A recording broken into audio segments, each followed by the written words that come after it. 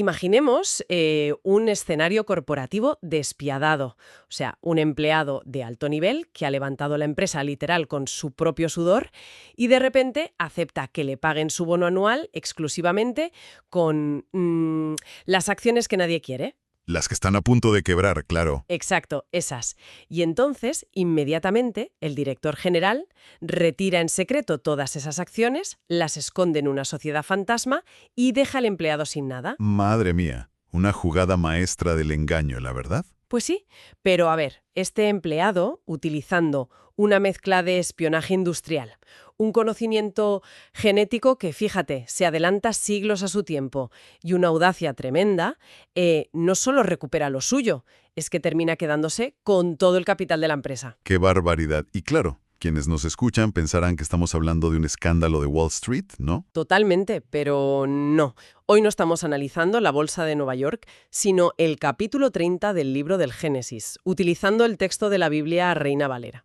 Un texto fascinante. Lo es, y nuestro objetivo en este análisis a fondo es desentrañar cómo un drama familiar, de proporciones épicas además, se transforma en, pues eso, una magistral jugada de supervivencia, biogenética antigua y prosperidad económica. Y fíjate que es un texto que merece ser diseccionado con lupa, ¿eh? Porque solemos acercarnos a estos relatos fundacionales con una reverencia que, bueno, a veces nos ciega ante la crudeza de lo que realmente está pasando ahí. Ya, es como que idealizamos a los personajes. Exacto. O sea, las fuentes que manejamos hoy no nos muestran a figuras de mármol tomando decisiones serenas y moralmente perfectas. Para nada. Nos muestran una guerra abierta por el estatus. Una olla a presión. Eso es. Una radiografía pura y dura de las dinámicas socioeconómicas del antiguo Oriente Próximo.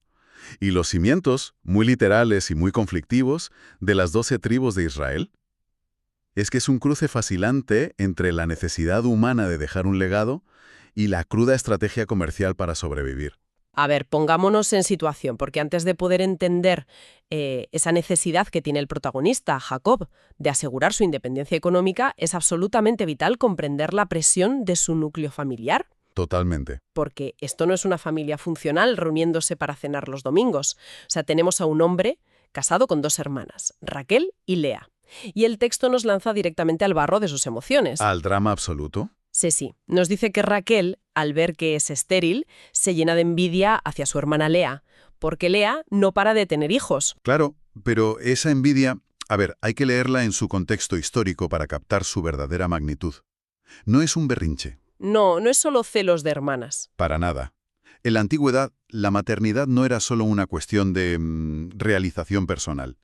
Era literalmente la única red de seguridad social, económica y legal para una mujer. Qué fuerte pensar en eso hoy en día, ¿verdad? Es que ser estéril en esa cultura equivalía a la invisibilidad social. Era casi una muerte en vida. Así que la desesperación de Raquel no es un simple capricho de hermana menor. Es terror al vacío. O sea, terror a no tener ningún valor en la estructura de su propio clan. Claro, y eso explica el nivel de intensidad en el diálogo que nos transmiten las fuentes. Porque Raquel le lanza un ultimátum brutal a su marido. Le dice textualmente a Jacob, y cito, «Dame hijos, o si no, me muero». Madre mía, es una frase lapidaria. Y la respuesta de Jacob carece por completo de empatía. El texto dice que se enoja y le responde algo así como, «Oye, ¿estoy yo en lugar de Dios? ¿Quién te impidió el fruto de tu vientre?» Básicamente se lava las manos. Exacto, se lava las manos y culpa a la voluntad divina. Ahí te apañes, ¿sabes? Pues fíjate que esa falta de consuelo empuja a Raquel a tomar una medida que, a nuestros ojos modernos, resulta asombrosa, pero que era una estrategia legal perfectamente documentada en los códigos de la época. Lo de las siervas, ¿no? Eso es. Raquel decide utilizar a su sierva, Bilha, como vientre de alquiler, por decirlo en términos actuales. Le entrega a Bilha a Jacob para que dé a luz sobre sus rodillas. Que esa expresión es súper curiosa, lo de sobre sus rodillas. No es casual, ¿eh? Era un modismo legal. Era un rito de adopción formal que indicaba que Raquel reclamaba a esos niños como propios, con plenos derechos de herencia. O sea, los hijos se convierten literalmente en la moneda de cambio para ganar estatus dentro de la propia tienda familiar. Y vaya si la estrategia tiene un impacto, porque Bilha da a luz y Raquel nombra al primer hijo Dan, que significa me juzgó Dios. Una declaración de intenciones total. Y luego tiene un segundo niño con Bilha, a quien llama Neftalí. Y ojo a la justificación del nombre, porque es escalofriante. Dice, con luchas de Dios he contendido con mi hermana y he vencido. Fíjate en esto, ¿eh? No les pone nombres tiernos. No que va. Son declaraciones formales de guerra. El campo de batalla está en los nombres, sin duda. Totalmente. Reflejan esa validación personal y el clamor por el favor divino. Y claro, Lea, al observar que había dejado de concebir temporalmente, pues no se retira de la contienda. Contraataca. Exacto. Utiliza exactamente el mismo resquicio legal. Entrega a su propia sierva, Zilpa, a Jacob. Y cuando Zilpa da a luz a su primer hijo, Lea exclama, «Vino la ventura», y le llama Gad. Y con el segundo declara para dicha mía y lo llama Aser. Es una carrera armamentística de fertilidad en toda regla. Donde las siervas, lamentablemente, son meros peones en el tablero de ajedrez de estas dos hermanas. Es duro de leer. Y justo cuando parece que la tensión no puede escalar más, las fuentes nos presentan un episodio que raya, en el realismo mágico. El incidente de las mandrágoras. Ah, las mandrágoras. Es interesantísimo. El hijo mayor de Lea, Rubén, anda por el campo en tiempo de siega y se encuentra estas plantas. Raquel las ve y, claro, desesperada, se las pide a su hermana. A ver, las mandrágoras añaden una capa muy reveladora sobre las creencias populares de la época. Para quienes nos escuchan y no lo sepan, la raíz de esta planta tiene a veces una forma ligeramente humana. Sí, como un muñequito, ¿no? Exacto. Y en todo el mundo antiguo se le atribuían propiedades afrodisíacas. Y sobre todo, se creía que fomentaban la fertilidad. Claro, el remedio milagroso. Para alguien en la situación clínica y emocional de Raquel, aquellas raíces eran la última esperanza para no depender de vientres ajenos, claro. Pero bueno, Lea no va a ceder esa supuesta ventaja mágica así como así, porque le responde a su hermana con un resentimiento acumulado impresionante. Le dice, es poco que hayas tomado a mi marido para que también te quieras llevar las mandrágoras de mi hijo. Hay dolor ahí, mucho dolor. Muchísimo. Y aquí ocurre la transacción más descarnada de todo el capítulo. Lea literalmente alquila la noche con Jacob a cambio de las plantas. Tal cual. Sale al encuentro de su marido cuando vuelve del campo y le suelta, a mí has de allegarte, porque a la verdad te he alquilado por las mandrágoras de mi hijo. Te ha alquilado, ¿qué nivel? Y aquí es vital detenernos en la profunda ironía que el autor del texto introduce, porque la narrativa bíblica suele desmontar la superstición para enfatizar la soberanía divina. A ver, explícanos esto. Fíjate, Raquel obtiene las mandrágoras, la supuesta planta mágica de la fertilidad, y sigue sin poder concebir nada. Cero efecto. Cero. Y Lea, por el contrario, renuncia a las mandrágoras a cambio de acceso a su marido. Y el resultado es que concibe 3 veces más. Da a luz a Isacar, luego a Zabulón y finalmente a una hija, Dina. Madre mía. El mensaje subyacente es clarísimo. La magia botánica no funciona. Es la intervención divina, o en este caso la biología natural dictada por una autoridad superior, lo que determina el resultado final. Una ironía brillante, desde luego.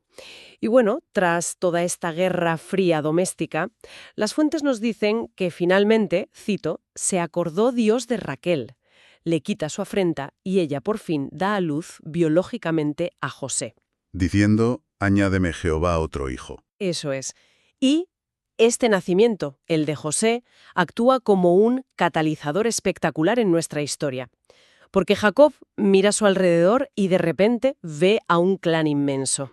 Ya no es un chaval soltero. Exacto. Ya no es un individuo refugiado en casa de su suegro. Tiene un heredero con la mujer que realmente ama y el reloj de arena se da la vuelta. Se da cuenta de que su estatus como, digamos, dependiente económico ya no se sostiene. Necesita patrimonio propio, sí o sí. Y aquí es donde el nacimiento de José marca la transición del drama doméstico a una tensa y francamente hostil negociación comercial. Entramos en la fase de los negocios. Así es. Jacob se acerca a su suegro, Labán, para quien ha estado trabajando todos estos años, y pone las cartas sobre la mesa. Le exige que le entregue a sus esposas y a sus hijos, por los cuales, recordemos, ha servido en acuerdos previos, y que le permita volver a su propia tierra. Pero claro, Labán es un zorro viejo de los negocios. Él sabe perfectamente que tiene a la gallina de los huevos de oro en casa. No lo va a dejar ir tan fácilmente. ¿Qué va? Las fuentes reflejan cómo Labán se humilla tácticamente y le ruega: «Oye, he experimentado que Jehová me ha bendecido por tu causa. Sabe que si Jacob se va, su imperio ganadero se desploma, literal». Se viene abajo, claro. Así que le lanza un cheque en blanco. Le dice: «Señálame tu salario y yo te lo daré». Y la propuesta de Jacob, a ver, aquí es donde cualquiera que lea el texto por primera vez se queda atónito. Porque parece la peor decisión financiera de la historia antigua. Exacto, o sea, Jacob propone pasar por todo el rebaño de Labán y apartar como su salario únicamente los animales que presentaran mutaciones de color. Sí, las ovejas manchadas, moteadas y de color oscuro. Y las cabras manchadas y moteadas. Estipulando que todo animal de color sólido, o sea, el blanco estándar en las ovejas o el negro uniforme en las cabras, pertenecerá a Labán. Y cualquier animal oscuro o manchado que aparezca en el lado de Jacob y no cumpla esa descripción será considerado un robo. A ver, para que nuestra audiencia visualice esto bien, genéticamente la inmensa mayoría de las ovejas de la región eran blancas y las cabras negras o marrones sólidas. Los animales manchados eran una rareza absoluta. Un porcentaje minúsculo del total. Jacob está pidiendo las sobras, o sea, la minoría genética total. Labán escucha esto y dice: «Fantástico, trato hecho, sea como tú dices». Pero claro, ese mismo día, Labán demuestra por qué es el antagonista perfecto de esta historia. Labán ejecuta un fraude contractual de manual. Rápido, sucio y sin escrúpulos. De los que hacen época. Sí, sí. Ese mismo día, antes de que Jacob pueda hacer su propia selección, Labán aparta en secreto a todos los machos cabríos o rayados y manchados, a todas las cabras moteadas y a todas las ovejas oscuras. Le quita todo. Todo. Es decir, retira absolutamente todo el capital que le correspondía a Jacob según el acuerdo verbal que acaban de sellar. Se lo entrega a sus propios hijos y, ojo a esto, pone una enorme distancia física de 3 días de camino entre esos rebaños y Jacob. Una barrera sanitaria de 3 días para asegurar que no haya ninguna mezcla de rebaños. ¿Qué nivel de maldad, de verdad? Jacob se queda cuidando un rebaño puramente sólido, blanco impoluto. A simple vista, Labán ha creado un escenario de imposibilidad material. Total, pero claro, Labán subestima terriblemente a su yerno, ¿eh? Muchísimo. Confunde la paciencia de Jacob con ingenuidad pira. Y esa avaricia desmedida de Labán prepara el terreno perfecto para la contrarréplica de Jacob. Porque frente a un sistema totalmente manipulado, Jacob no protesta ni cancela el contrato. No monta un escándalo, ¿no? Para nada. Utiliza su profundo conocimiento empírico de la naturaleza para reescribir las reglas desde dentro. Y aquí es donde llegamos a la técnica de las ramas peladas, que, te confieso, esta parte me rompe la cabeza. Es que es fascinante. El texto dice que Jacob toma varas verdes de álamo, avellano y castaño, descorteza mondaduras blancas en ellas, o sea, básicamente tallando rayas para crear un efecto visual de líneas claras y oscuras. Exacto. Luego, coloca estas varas rayadas en los canales de los abrevaderos, justo donde los rebaños van a beber agua. ¿Y por qué allí? Porque las fuentes señalan que allí mismo se apareaban los animales. Y el texto describe que los rebaños conciban delante de las varas y paren crías listadas, pintadas y salpicadas de colores. Precisamente, claro, la minoría que era propiedad de Jacob por contrato. Qué casualidad, ¿no? Ya ves. Y además, añade una capa de gestión ganadera espectacular, porque Jacob no usa esta técnica de forma indiscriminada, solo coloca las varas cuando se están apareando los animales más robustos. Claro, ¿hace selección? Cuando vienen las ovejas de vides las retira. El resultado a largo plazo es devastador para Labán. Los animales débiles, que paren crías sólidas, van para Labán. Y los animales genéticamente superiores, que paren crías manchadas, pasan al patrimonio de Jacob. A ver, frena un momento, porque el texto nos da una imagen muy vívida de ovejas mirando unas ramas rayadas y, o sea, por arte de magia simpática, pariendo corderos rayados. ¿Qué estamos leyendo realmente aquí? Esa es la clave. ¿Es un manual de biogenética antigua camuflado? ¿O es la narrativa de un milagro que utiliza la superstición como herramienta? Esa es la gran pregunta que se hacen los especialistas al analizar estos pasajes. Y hay que entender 2 cosas fundamentales. Primero, el concepto antiguo de la impresión materna. La impresión materna. Sí, una creencia muy extendida en la antigüedad de que lo que una madre veía en el momento de la concepción afectaba los rasgos físicos de la cría.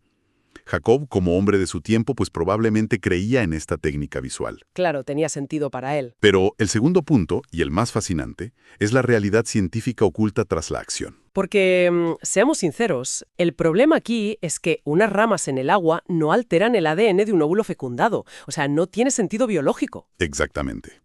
La respuesta está en la genética mendeliana básica, aplicada empíricamente milenios antes de que se descubriera formalmente.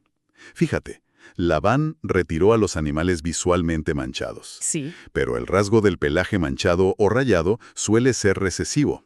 Esto significa que muchas de las ovejas blancas y aparentemente puras que Labán dejó al cuidado de Jacob, todavía portaban el gen recesivo para las manchas. Ah, claro. Al cruzar consistentemente a los animales más fuertes, la probabilidad matemática aseguraba que el gen recesivo terminaría manifestándose.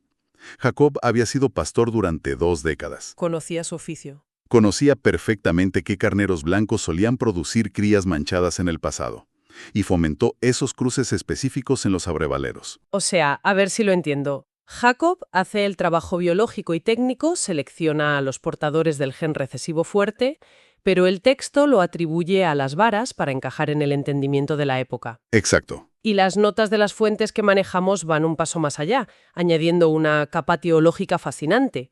Indican que las varas descortezadas simbolizaban el salario que le había sido robado, y que es el Señor quien de forma providencial potencia y materializa ese salario. Es que la cosmovisión del autor no separa la astucia humana de la bendición divina.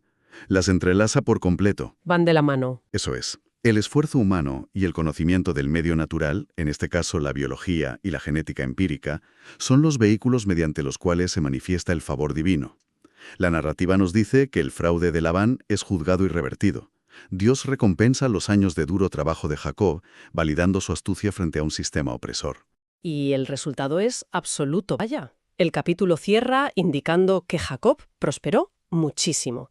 Acumula no solo inmensos rebaños propios, sino siervas, siervos, camellos y asnos. Se hace de oro, literalmente. Es que entró en esa negociación pidiendo las sobras genéticas de un rebaño, fue engañado inmediatamente por su suegro y aún así salió de allí como un magnate de la ganadería antigua. Construyó un imperio a partir de un contrato diseñado específicamente para mantenerlo en la pobreza. Es brutal. Y es un relato que abarca, fíjate, desde la desesperación en el interior de una tienda familiar, donde 2 hermanas luchan por no ser olvidadas, hasta una guerra económica fría donde el conocimiento de la naturaleza quiebra a un sistema corrupto. Y eso nos deja una reflexión final muy potente para llevarnos hoy, porque a lo largo de todo este pasaje, el engaño está omnipresente. Constantemente. O sea, Labán utiliza el engaño desde una posición de poder, rompe un contrato, esconde activos empresariales y abusa de su autoridad sobre un familiar que depende de él. Abuso de poder de manual. Pero Jacob, por otro lado, también opera en las sombras, manipula los flujos de apareamiento y altera la producción de riqueza sin el conocimiento de su jefe. Los dos actúan con dobleces, la verdad. Sin embargo, la narrativa aprueba únicamente a uno de ellos, dotándolo de una riqueza desmesurada y justificando sus acciones como una compensación divina. Y esto plantea una pregunta fascinante sobre la moralidad del ingenio frente a la opresión, especialmente para quienes nos escuchan y reflexionan sobre esto. Totalmente. Cuando las reglas del juego están trucadas desde arriba, cuando la autoridad te esconde los recursos y cambia los contratos a escondidas para explotarte, ¿hasta qué punto es legítimo utilizar vacíos legales, artimañas y un conocimiento superior para nivelar la balanza? Es una línea ética muy fina. Exacto. ¿Es el engaño siempre un defecto moral? ¿O puede convertirse, en manos del oprimido, en el único mecanismo viable para alcanzar la justicia y la prosperidad? Gran pregunta. A veces la historia no se escribe con líneas éticas perfectamente rectas, sino a través de la compleja supervivencia humana. Así es. Bueno, nos despedimos por hoy, esperando que nuestra audiencia haya disfrutado desentrañando estos antiguos conflictos, tanto como nosotros. Ojalá se queden con ganas de seguir cuestionando y descubriendo todas estas historias que se esconden bajo la superficie de los textos originales. Hasta la próxima. Un saludo a todos.